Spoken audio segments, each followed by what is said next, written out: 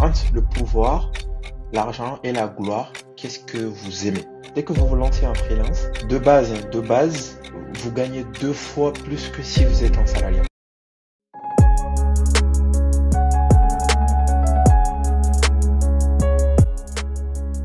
Bonjour Bali et bienvenue sur Yellow Voice. Merci d'avoir accepté notre invitation. Bali, c'est quelqu'un qui nous vient du domaine de l'informatique, encore une fois de plus. Mais qui a une particularité aujourd'hui parce que Bali est quelqu'un qui a son compte. En tant que freelance. Donc aujourd'hui, l'épisode sera focalisé sur comment devenir freelance, quels sont les différents parcours de freelance, les tips pour quelqu'un qui veut se lancer en freelance. Mais sans plus tarder, ce que je vous propose, c'est déjà de commencer à connaître Bali. Donc, Bali, en quelques minutes, comment est-ce que tu peux décrire la personne que tu es?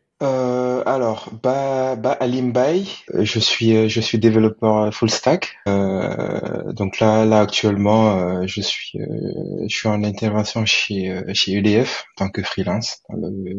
Du coup, je veux faire du full stack, donc je veux pouvoir intervenir sur la partie back-end et aussi la partie front-end. Voilà un petit peu.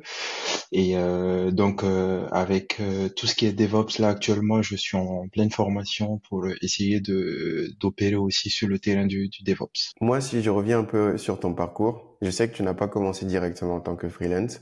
Tu as déjà commencé par une formation en diplôme d'ingénieur de façon générale. Comme la plupart des gens qui commencent dans l'informatique. Donc, une fois ton diplôme d'ingénieur obtenu, donc tu as fait quelques années dans le développement et c'est après ces quelques années dans le développement que tu as décidé enfin justement de t'orienter vers le freelance. Déjà, deux choses. Pourquoi le choix du freelance et quand est-ce que tu as su que c'était le moment de passer freelance? Alors, pour refaire rapidement le parcours, effectivement, moi, j'ai fait un bac au Mali, un bac scientifique en SVT, à la suite duquel j'ai été au Maroc, où j'ai fait 2 ans en classe préparatoire, où voilà, on nous bombardait de tout ce qui est maths, algèbre, base de données, tout ça. Et à la suite de ces 2 ans, donc, je suis venu à Lyon, où voilà, je suis venu à Lyon en L1, non, en L3, pardon. Et donc j'ai fini mon cursus en fait à Lyon. Et les 2 dernières années de mon cursus, je les ai fait en alternance. Et donc j'ai fini mon cursus dans ce sens-là. Et à la fin de mon cursus, en fait, je voulais tout de suite me mettre à mon compte parce que moi j'ai grandi dans une famille où voilà mon père était entrepreneur, pardon. Et donc je voulais tout de suite, je savais que je voulais travailler pour moi-même. Mais j'ai été confronté à quelque chose, c'est que en France il y a ce qu'on appelle la préfecture et tout ce qui est titre de séjour. Et du coup, quand on finit tout de suite, c'est pas quelque chose qui est évident. Voilà.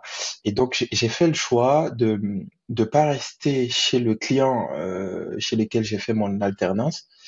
Et donc je me suis dit, je vais en société de service pour essayer de voir en un temps minimum le maximum de projets possibles. Parce que la philosophie des SS2I, c'est ça, hein, c'est on vous envoie chez des clients 3 mois, 6 mois, un an, et ensuite vous tournez en fait de projet en projet. Parfois d'un client à un autre, parfois chez le même client sur différents projets. Donc l'idée, la stratégie, c'était un peu ça. Donc j'ai fait 2 ans en SS2I. À la fin de ces 2 ans, donc je me suis lancé en tant que freelance.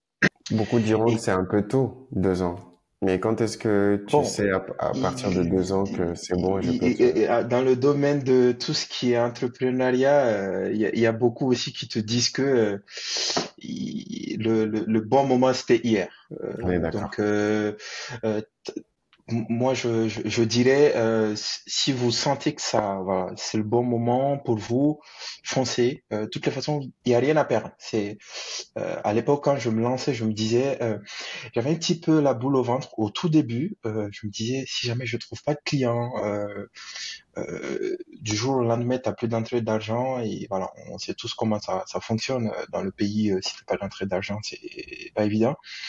Et donc l'idée, c'était un peu voilà, d'essayer de couvrir aussi cette partie-là. Donc ça m'a poussé à mener des réflexions et durant ces phases de réflexion, j'ai découvert que il y a des dispositifs aujourd'hui qui aident des gens à entreprendre. Il y a des dispositifs aujourd'hui auprès de l'URSSAF ou encore de Pôle emploi qui aident les gens à entreprendre. Donc la phase de démarrage qui puisse vous aider en fait à entreprendre.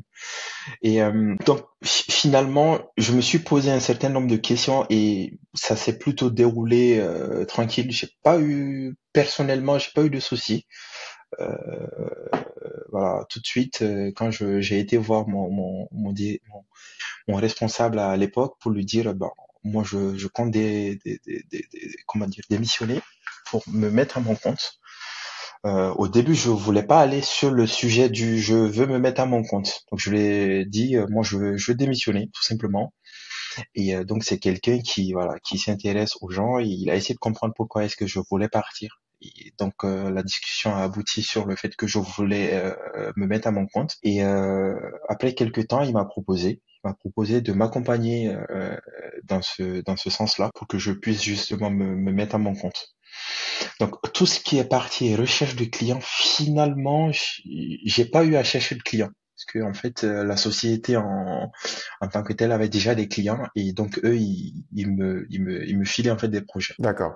Donc aujourd'hui, toi, tu es rentré, on va dire, grâce à cette première personne qui t'a fait l'introduction avec le client final. Comment cela s'est traduit justement en termes de démarche à faire? Donc, Alors, en termes de démarche, tout d'abord, pour être freelance, ça dépend du statut sur lequel vous voulez partir. Ça peut être plus clair en discutant avec les experts comptables ou des avocats en fait qui sont plutôt spécialisés en fait là-dedans. Et moi, j'ai une structure qui est un EI, entreprise individuelle. C'est la structure la plus facile à créer.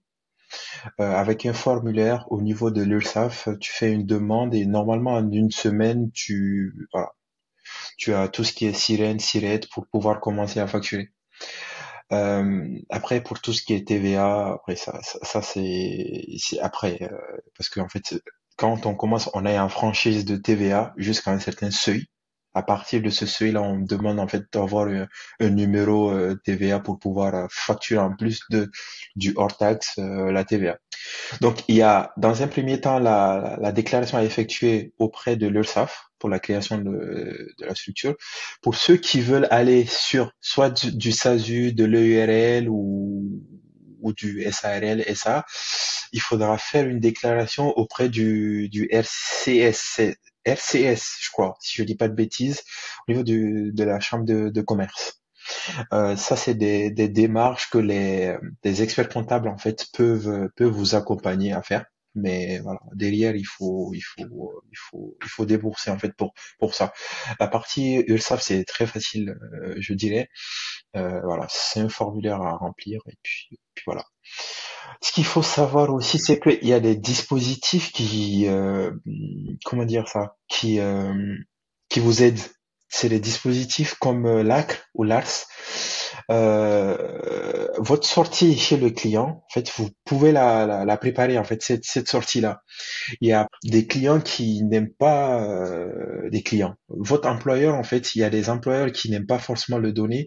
Et il y a ce qu'on appelle, en fait, la rupture conventionnelle. En fait, c'est une forme de fin de contrat, mais à l'amiable. Vous vous mettez d'accord avec votre employeur pour pouvoir mettre fin, en fait, à votre contrat. Et donc, avec ce dispositif, vous pourrez, au niveau de Pôle emploi, faire une demande de tout ce qui est aide pour le pays ou la création de l'entreprise, l'ARS. Et avec l'ARS, voilà, on vous met à disposition un certain nombre de choses pour pouvoir démarrer votre activité d'entrepreneur. Voilà un petit peu pour la partie administrative. Après, au niveau de l'URSSAF, il faut déclarer en fait les chiffres d'affaires soit mensuels, de façon mensuelle ou trimestrielle. Donc ce que vous gagnez, il faut le déclarer pour pouvoir payer tout ce qui est cotisation et éventuellement payer les impôts. Il y a ce qu'on appelle le versement libératoire, qui est une forme de voilà d'allègement d'impôts je crois que c'est sur 2 ans. Ça dépend aussi de ce que vous avez gagné à N-2. Voilà. Il y a des seuils, mais bon. Je vous laisserai aller jeter un petit peu un coup d'œil là-dessus, voir un peu ce que ça donne.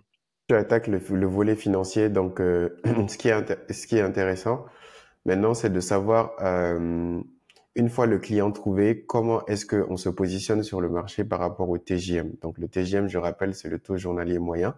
Donc c'est le salaire, je j'ai pas envie de dire le salaire, mais c'est le taux auquel vous allez être payé par jour. Donc il faut le rapporter au mois et ensuite de cela, il faut déduire un certain nombre d'éléments de charges et pour ensuite voir réellement ce que vous allez toucher déjà en tant qu'entreprise et vous en tant que personne. Donc comment cela se fixe le TGM aujourd'hui? Comment on le négocie? Et comment est-ce que on se positionne en sortie ou en début de carrière sur les TGM de façon, on va dire, assez standard? Alors, ce qu'il faut savoir, c'est le marché. J'ai envie de dire, c'est un petit peu le marché qui décide, mais finalement, le dernier mot vous revient. Donc, le marché, il va, en fonction du marché, vous allez voir tout de suite que, voilà, avec un développeur dans une techno donnée, avec un certain nombre d'expériences, il va être dans une grille à peu près. Ça dépend de là où tu te situes en province. Un développeur qui a, allez, 2 ans d'expérience en full stack, Java Angular, il va être entre 400 et 450 de fourchette. Maintenant, quand on revient en Île-de-France, tout de suite, ça monte un petit peu, ça va être entre 500 et 600. Ça peut aller au-delà, hein, y a pas de, voilà, c'est un petit peu les moyennes, en fait, aujourd'hui que moi je vois. Il y en a qui sont beaucoup plus payés parce que, voilà, sur le terrain, ils ont démontré leur savoir-faire, euh, voilà, ils arrivent à aller chercher un peu plus. Et, et un développeur aujourd'hui, justement, qui gagne, disons par exemple 500 euros en TJM, est-ce que c'est 500 euros qui rentrent dans sa poche ou bien comment ça se passe d'un point de vue charge? Non, non, c'est pas réellement ce qui rentre dans sa poche. Alors, ce qu'il faut savoir, c'est que dès que vous vous lancez en freelance, il faut se dire que de base, vous gagnez 2 fois plus que si vous êtes en salariat. On peut aller chercher plus. Voilà, il y a des gens qui gagnent 3 fois plus. Voilà. Très clairement, et c'est pas hyper difficile non plus derrière de gagner 3 fois plus. Je vais aller sur ton exemple des 500. Donc, pour un dev qui a un TJ de 500, sur 20 jours, ça lui fait 5 000, ça lui fait 10 000 balles de facturé par mois, hors taxe. Voilà, on va raisonner hors taxe, parce que s'il y a la TVA, il faut calculer 20%, rajouter les 20% ou 10 000 pour le facturer au client, mais derrière, quand vous récupérez la TVA, il faut le reverser en fait à l'État. Sinon, le fisc, il va vous toquer à un moment donné à la porte. Donc, sur les 10 000, ce qu'il faut voir, c'est qu'en fait, là-dessus, il y a ce qu'on appelle les cotisations. Les cotisations au niveau de l'URSSAF, qui sont sur 22, poussière pour cent. Je crois qu'ils l'ont baissé. Là, c'est à 21, quelque chose, je crois. J'ai pas les chiffres exacts, mais ça tourne autour de 20, 21, 22 au niveau de l'URSSAF. À partir du moment où vous payez l'URSSAF, donc en termes de cotisation, ça y est, c'est bon. Ce que vous percevez, vous devez payer ce qu'on appelle de l'impôt sur le revenu là-dessus. Les indépendants, il n'y a pas de prélèvement, à la source, donc il faut verser des acomptes sur le site des impôts pour payer ses impôts et à la fin, en septembre, faire une régule. Ou si vous bénéficiez, comme c'était mon cas, du versement libératoire, en fait, vous allez juste payer 2,2% de votre chiffre d'affaires. Donc on ne raisonne plus en résultat, mais du chiffre d'affaires. Donc vous payez 2,2% sur le chiffre d'affaires et c'est fini en termes d'imposition. Sur les 10 cas que tu gagnes mensuellement, admettons qu'au lieu de faire sur 12 mois, tu le fais quand même sur 11.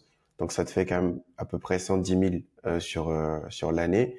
Donc, c'est sur ces 110 000 là que tu vas payer tes 2,2%. C'est ça, exactement. Donc sur ces 110 000, tu vas payer tes 2,2%. Ensuite, tu vas retirer 22, allez, 23, tu vas retirer 23 en termes de tout ce qui est charge auprès de l'URSSAF, et le reste, c'est pour toi. Ce qu'il faut savoir, c'est que si on est à son compte en tant que freelance, on n'est pas couvert. Donc tout ce qui est assurance, c'est à nous en fait de chercher notre propre assurance. Tout ce qui est prévoyance, c'est à nous de chercher aussi notre propre prévoyance. Tout ce qui est retraite, alors, dans les 22% qui sont versés à l'URSSAF, il y a la cotisation retraite en fait qui est là-dedans, mais on ne cotise pas pour le chômage. Ce qui fait que en tant que freelance, le jour où vous avez plus de rentrée d'argent, ou vous n'avez pas de clients ou autre chose, vous ne pourrez pas aller pointer à Pôle emploi pour bénéficier du chômage, parce que vous cotisez pas en fait au chômage.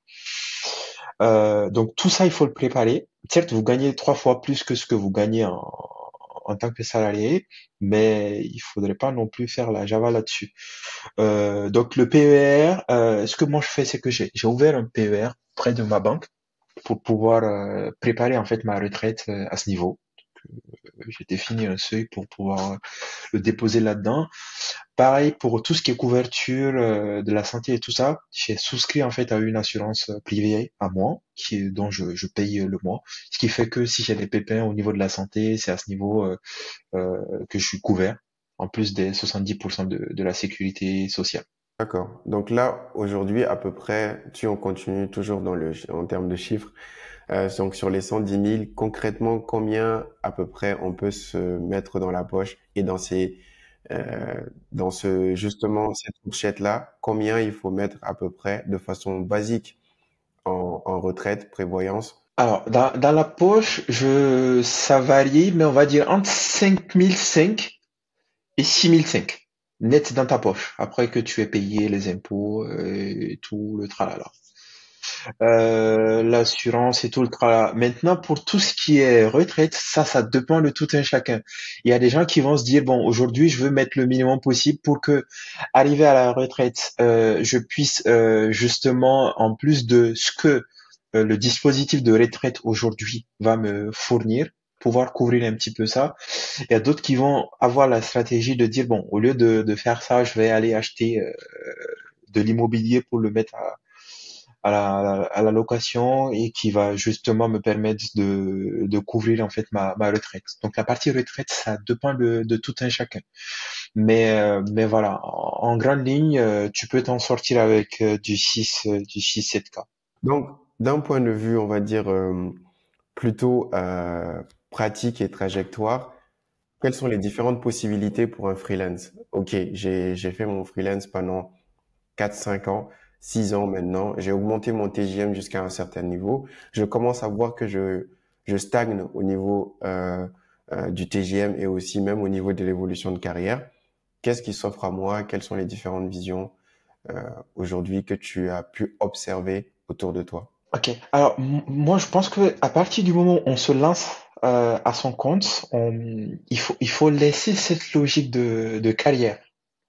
Parce qu'en fait, finalement, carrière, c'est un titre, hein, il faut se dire clairement les choses. C'est un titre chef de je ne sais quoi ou responsable de. Finalement, c'est un titre. Quand on décide d'entreprendre, on veut soit développer un produit, soit se mettre à son compte. On a un savoir-faire, on veut le vendre et on le vend. Et puis voilà quoi. C'est un peu ça. Donc finalement, j'ai envie de dire, si vous avez comme objectif de devenir un jour, je sais pas moi, directeur de projet euh, ou je ne sais pas quoi d'autre, je dirais pas aller là-dessus sur le freelance. Vous mettez pas à votre compte, c'est pas fait pour vous, parce que c'est quelque chose qui va vous donner de la liberté de vous organiser vous-même, de gagner un peu plus de sous, clairement, de pouvoir gérer votre temps un peu comme vous le sentez, de le pricing, de pouvoir dire aujourd'hui, moi j'estime que ce que je fournis sur le marché vaut tant, même si un peu c'est le marché qui décide un peu, hein. Le dernier mot, il va vous revenir vous pour dire non, je suis pas. Mais voilà, vous aurez un petit peu cette latitude là pour pouvoir choisir. Mais pour tout ce qui est voilà, je veux être responsable de, je veux être machin, ça marche un peu moins. euh, il y a des gens qui vont tracer leur propre carrière. Donc, c'est-à-dire quoi? C'est-à-dire que aujourd'hui, moi, je suis développeur full stack. Je veux aller sur du DevOps. Je me donne les moyens de me former sur du DevOps. Dans quelques mois, Dans quelques mois, admettons que j'estime que je suis opérationnel sur du DevOps, je vais me mettre sur le marché en disant, voilà, aujourd'hui, en plus d'être développeur full stack, je pourrais intervenir sur ce périmètre-là. Et le fait que je puisse intervenir sur ces périmètres-là va mécaniquement augmenter en fait mon prix sur le marché. Parce que quelqu'un qui sait faire que du back et quelqu'un qui sait faire que du back et du front, ils vont pas avoir la même valeur vis-à-vis du client. Et quelqu'un qui sait faire du back, du front, du DevOps, de l'architecture, ça va pas être la même chose. Donc, finalement, en termes de carrière, si vous voulez monter chef de projet, directeur de projet et tout, vous pouvez vous mettre freelance. Demain matin, vous dites, ben voilà, moi je suis directeur de projet, je me vends à temps, et vous allez chercher votre marché par rapport à ça. Mais ça marche plus. C'est pas la logique de carrière de temps. Je rentre dans une société, j'attends mon tour. Finalement, tu as l'habitude de dire c'est d'où le ticket gagnant. Tu attends le ticket gagnant, sauf que le ticket gagnant, peut ne pas tomber sur toi. il faut pas se le cacher. Ça peut ne pas tomber sur toi. Donc, vous allez rentrer peut-être à 10. Sur les 10, il y a 3 qui vont, on les appelle un peu les pompiers. Il y a 3 qui vont être là pour 1 an et demi, 2 ans après, ils vont partir chez un autre client pour augmenter leur salaire justement, parce que c'est une des stratégies pour pouvoir faire monter son salaire. Et il y a aussi des gens qui vont se dire, ben, en fait, moi, je ne vais pas tabler sur justement la partie salaire, mais je vais tabler sur la partie carrière et monter pour pouvoir en fait diriger, avoir le pouvoir. Voilà, c'est ça. C'est le pouvoir.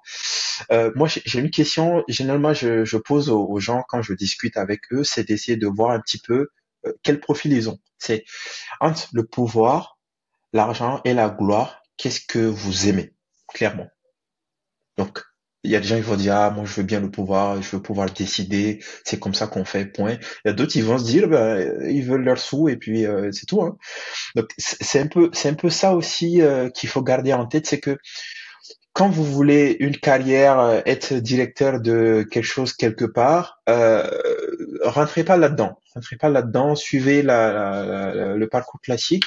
Mais si vous voulez avoir plus de temps pour vous, avoir plus de sous, j'ai envie de dire avoir plus de pouvoir sur vous-même aujourd'hui, lancez-vous. Lancez-vous, vous avez rien à perdre. Si jamais ça marche pas, au pire des cas, vous pourrez revenir dans le salariat.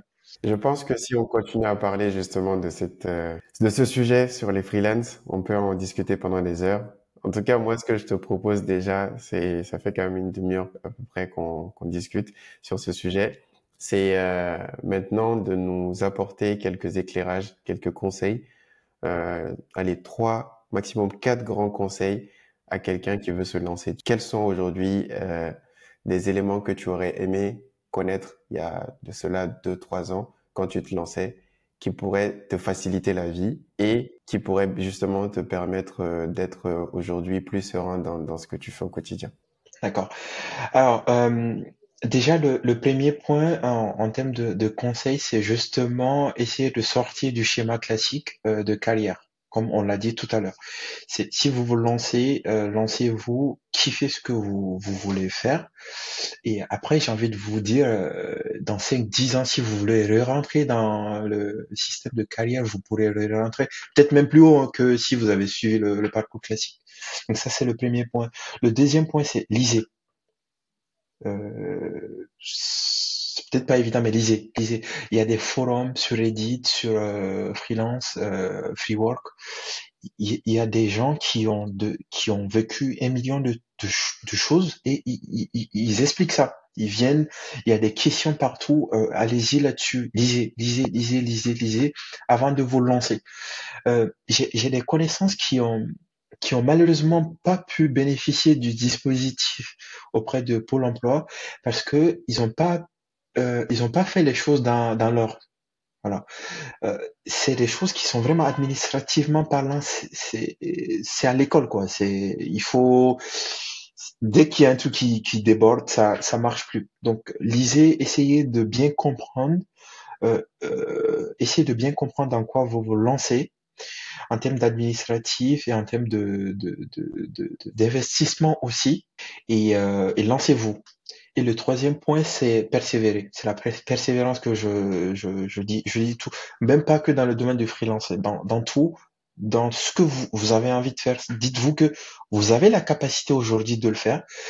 N'écoutez pas les gens à gauche, à droite. Les gens, ils vont tout de suite vous dire, oui, mais en fait, moi, j'ai un pote, en fait, par exemple, je vous donne l'anecdote. J'ai un pote qui était aussi c'est pas dans l'IT, mais c'est un business manager, en fait, voilà, il traite tout ce qui est business manager et tout.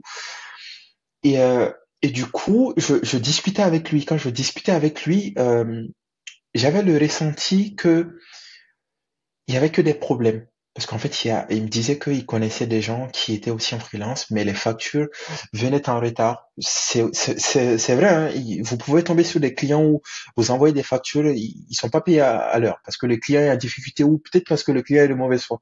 Mais derrière, il me disait ça parce que lui, il voyait plusieurs cas et donc il me disait ça. Donc c'est des choses qui peuvent vous freiner. C'est Peut-être c'est un ou deux cas, trois cas que lui il a rencontré, mais son expérience à lui ne veut pas forcément dire que ça sera la vôtre, votre expérience à vous. Il y a déjà ça. Il y a aussi, je discutais avec des gens qui me disaient non, mais en fait, te lance pas dans ce truc-là, c'est beaucoup trop instable, tes revenus vont être un peu tout ça, tout ça. Lancez-vous, rentrez là-dedans, faites-vous votre propre expérience et à partir de là, vous pourrez effectivement dire, ah oui, il disait que c'est instable. Oui, effectivement, c'est instable. Donc, sur le terrain, tu vois des choses et tu apprends sur le terrain. Et, euh, et c'est vachement, comment dire, stimulant. C'est vachement stimulant parce que tous les matins, tu te lèves, tu sais déjà que si tu bosses pas bien, ta mission elle peut s'arrêter au prochain mois. Parce que si la mission elle s'arrête au prochain mois, la marmite chauffe pas le soir. Donc il y a ça c'est une réalité. Ce qui fait que euh, il faut toujours être à l'affût du marché, à l'affût des nouvelles technologies, se mettre à jour, se former, se former en continu, mais vraiment en continu, rester toujours au top et être toujours là en fait quand on a besoin de toi.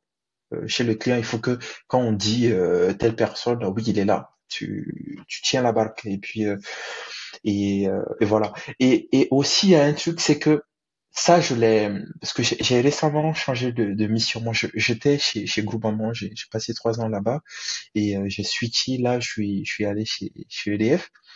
Il y a aussi un truc que j'ai remarqué sur le terrain, c'est débrouillez-vous pour que dans l'équipe, votre TJM, il soit pas le plus élevé. C'est-à-dire que vous pouvez être bon, hein, vous pouvez être excellent sur le marché et chez le client, mais si vous êtes en haut du panier, quand il y a coupure de budget ou en fait, ils vont tout de suite regarder les gens qui coûtent le plus cher d'abord. Parmi ces gens-là, on va commencer à enlever. Donc il y a ça aussi à prendre en compte. Je l'ai vu en fait. J'ai vu plein de collègues en fait qui sont partis comme ça. Ils étaient excellents. En fait, on comprenait pas pourquoi est-ce qu'ils partaient, mais c'est un peu ça en fait. Quand tu grattes un petit peu, tu vois que en fait ils étaient beaucoup plus, ils étaient très bien payés en fait en termes de TJ. Mais sauf que quand ça commence à être serré au niveau budget, que l'année ne se termine pas ou qu'il y a eu deux trois choses qui se sont pas passées comme prévu, on va commencer par eux en fait. Généralement. Après, c'est pas dit que c'est eux, hein. Donc, essayez d'être dans une fourchette pas trop élevée, mais suffisamment bien par rapport à ce que vous fournissez aussi. En tout cas, je pense qu'il y a beaucoup de choses intéressantes. Pour ceux qui ont plus de questions, de réflexions là-dessus ou qui veulent qu'on fasse un cas spécifique plus détaillé, n'hésitez pas à nous le dire. Justement, on pourra revenir sur ce format-là. En tout cas, merci beaucoup pour ces partages et on te souhaite beaucoup de courage, beaucoup de réussite pour la suite. Merci Et beaucoup à toi. donc, si tu as un mot de la fin, je te le laisse pour Ouais, finir. alors je vais finir par une citation parce que je suis un fan de tout ce qui est philosophie et surtout de la philosophie tout ce qui est philosophie stoïcienne. En fait, c'est une citation de Sénèque qui dit qu'il n'y a point de vent favorable pour celui qui sait pas où aller. Mm. Donc, essayez vraiment de savoir vers où vous voulez aller. Établissez un plan, lisez, documentez-vous, posez des questions à gauche, à droite. Vous allez avoir des échos positifs comme des échos négatifs. Vous attardez pas sur tout ce qui est négatif. Essayez de vous nourrir de ce qui est négatif, de des gens qui n'ont pas réussi là-dedans pour vous dire, moi je vais aller, je vais le faire et je vais éviter les erreurs que eux ils ont commis et pas se dire, non en fait il y a 10 000 personnes qui me disent ah c'est pas bon, c'est pas bon, c'est pas bon. Du coup je vais pas y aller. Euh, donc voilà. Sur ce, je vous souhaite bonne chance et puis voilà. Merci beaucoup, Bali. On arrive à la fin de ce podcast. L'épisode était très, très riche et il y a beaucoup de choses d'enseignement à en tirer. Merci encore une fois de plus, Bali, et on te dit à la prochaine. À bientôt. Marche. Merci à toi, Célou. Salut.